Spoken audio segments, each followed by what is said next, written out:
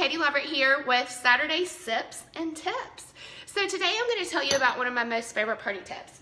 I'm sure you guys all have these buckets. They're beverage buckets. You fill them with ice. You put your beer, your wine, your sodas, whatever in there.